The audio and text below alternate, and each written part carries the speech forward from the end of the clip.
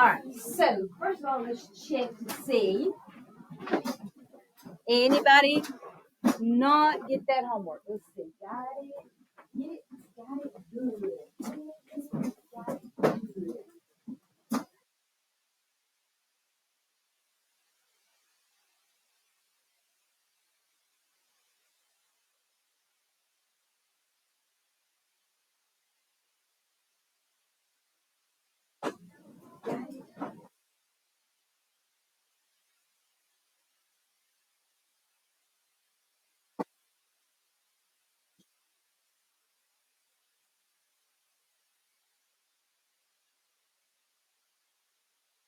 Now, while we have the homework out, I don't take up the homework, but we do go back over it and check to see if you understood it or if you have any questions about it.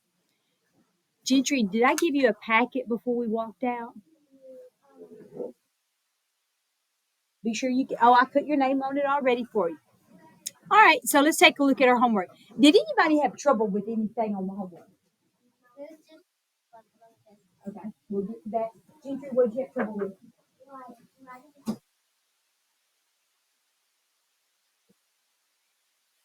You do it now. You may do it with us if you didn't get it done, but I still keep that point off there. All right, so let's check. Use your pencil to check, make any corrections you need to. If you use your highlighter or colored pencil, so S for sentence, F for fragment. Blue and purple potatoes from South America. Fragment. You got the who. We just don't have the action, what they did. Most people in the United States buy russet potatoes. You got the naming. Most people. What do they do? Buy. Grown mostly in California. Fragment. We don't know what they're talking about. Restaurants serve many kinds of potatoes. Perfect. Frozen potato products. Fragment. You got it. If you underline the sentence, the parts of the sentence also, if you didn't, that's okay too.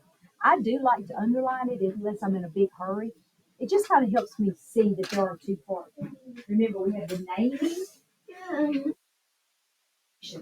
So we got to have two parts to that. There's the naming part and the action. It takes two parts. All right. Inca Indians grew the first potatoes around 200 BC. Who are we talking about? Yeah, Indians And then what they did. grew the first potato.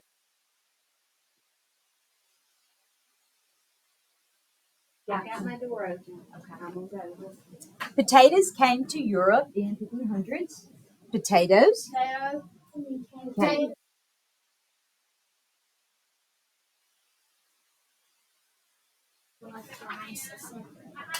That's fine. A ship brought potatoes to Jamestown in 1621. A ship. Brought potatoes. Jamestown, 1621. President Jefferson's guest ate French fries at the White House. President Jefferson. Number 10. What's the naming? Astronaut. What did they do? Grew potatoes in space in 1985. You.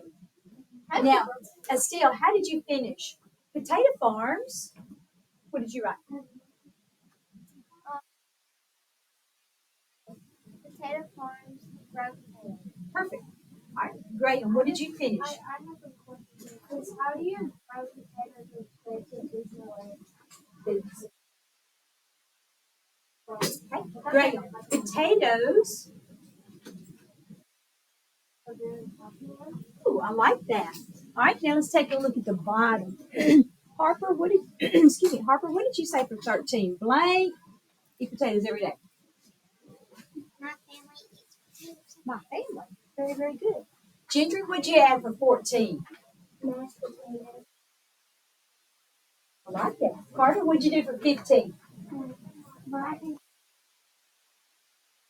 These are your mom's French fries. All right, so we're not going to read this one out loud at the bottom.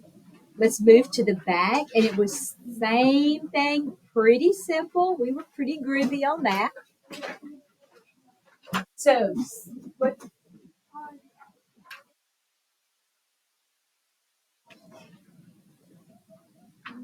Probably kind of weak on that one. All right. The farmer prepares the soil and before planting seeds. What do y'all think? Sentence. Tills the ground to loosen the soil. Fragment. Who? Usually plants the seeds in rows. Who? These seeds need water and sunlight. You got it. Young seedlings in long rows. Missing parts there. All right. So, who is the naming part? Number 6. People. What do they do?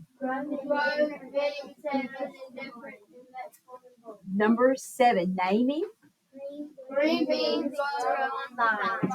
Yes. Number 8. Naming. All potatoes grow underground. You got it. Number 9. Naming. Corn stalks are sometimes feet tall. Number 10. Another word from fruit and vegetables is produce. I love it. Man, y'all are awesome. Y'all are awesome. All right, number 11. Finish it out for me, Case. The produce in a grocery store.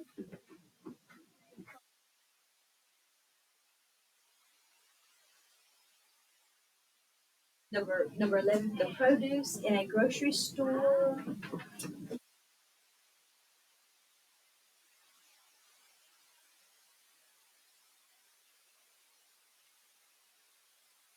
In the grocery store is very good. There you go. All right. Lucas, number 12. Tell me what you added to number 12. I like that. Coming by.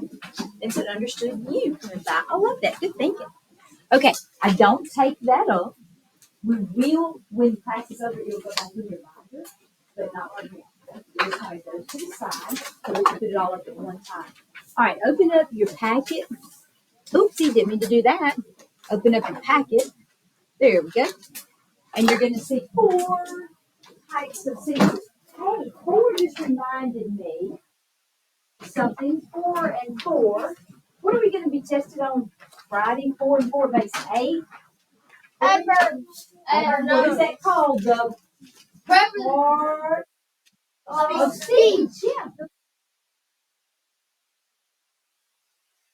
Words and there are 8 categories. Okay. I'm going to go to this side of the room. Don't look at me. Don't look at this. Don't look at the answers. All right. Don't look at the answers. Guys, this way. Now, there were 2 that you learned really easy. The super easy one in first grade, we learned them. You can say about loud. Now, You got 2 of the 8 already. So there's 8. You just got 2. Now, those 2, noun reminds me of a pronoun. A verb reminds me of a adverb. So you've got 4 of those. Say those 4 out loud. Now,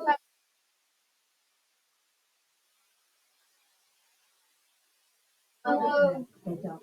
I just say these in this order so that I don't skip anything. Now, that was 4, so my other 4. Adverb reminds me of an adjective. Down to the Shun brothers. Remember the Shun brothers? What's one of the Shun brothers? preposition, Preposition, interjection, Shun. Right? And that will help you to remember. That's just my little tricks. If you have another trick that you're practicing with your mom, your dad, also out of order, there is no order. Any order. What about spelling? Any spelling, as long as I can't understand what it is. I'm not watching spelling. Then give me an example of one word, a verb. Give me a verb.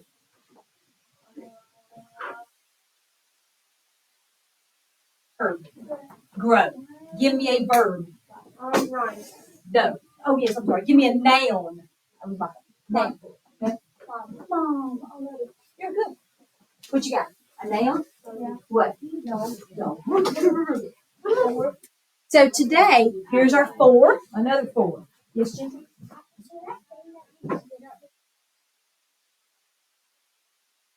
That was what I gave you that paper this morning. We'll talk later. All right, so 4 types of sentences.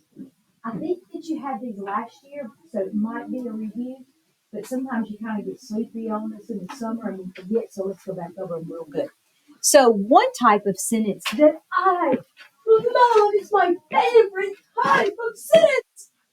Interjection. It's an exclamatory sentence. I'm going to exclaim. These are sentences like, look, guys.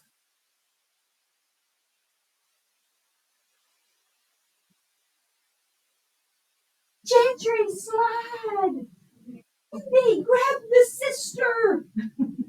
These are these are sentences that are showing strong emotion, strong feeling, excitement. So when you have something and you want, like you hear my voice, and you know when I'm showing strong feeling.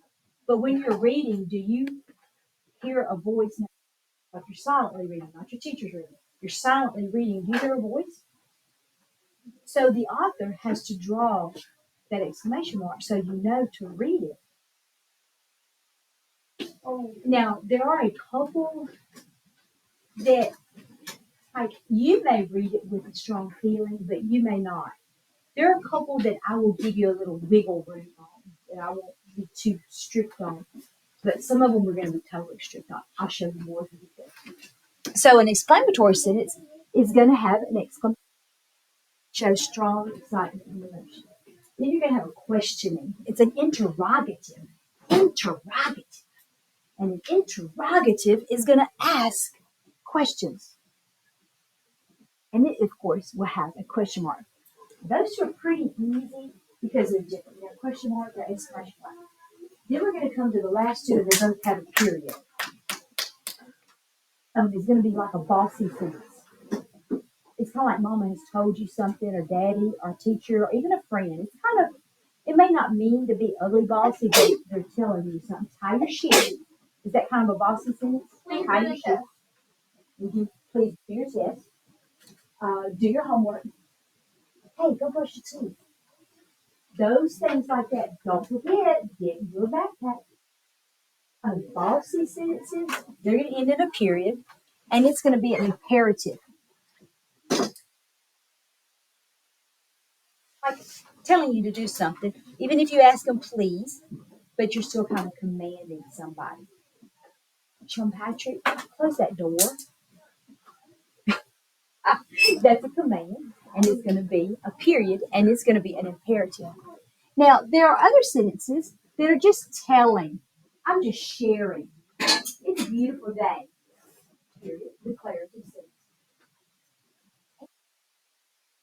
sentence. I think they're beautiful.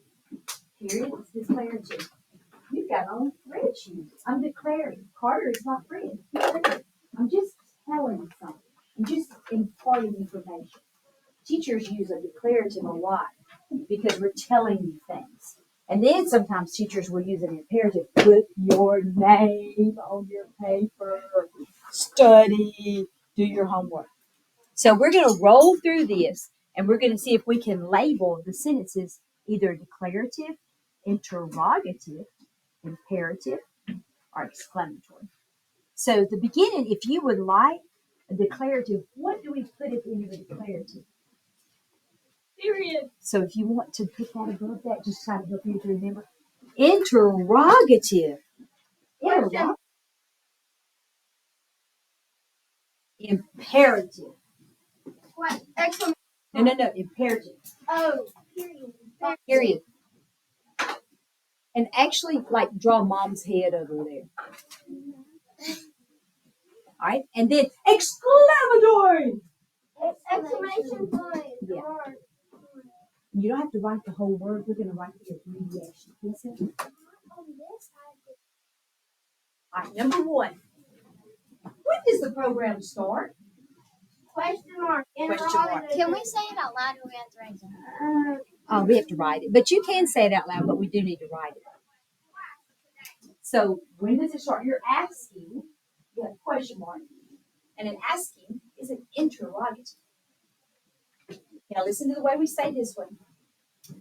The orchestra warms up first. Imperative. By telling someone to do it? No. Declarative. Declarative. Declarative.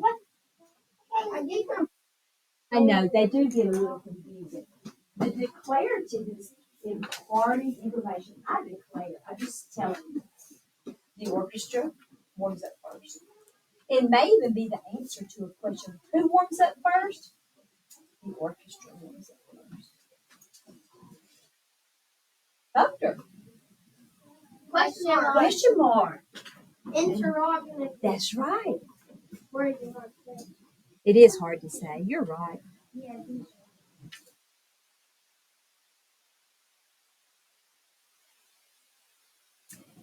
Now, got a finger going. Watch the musicians tune their instruments. Imperative. Imperative. Imperative. I can almost hear Mama's voice. Terry, watch. Yes, ma'am, Mama. Okay, yes, ma'am. Now the next one, this one might be a little fuzzy. Now listen to the way I say it. We got good kids. Declarative. Declarative. Because I'm telling you. It couldn't be an exclamation mark. Now, hold on. I'm going to call it declarative because I'm telling you we got good kids. Now, if it were real life,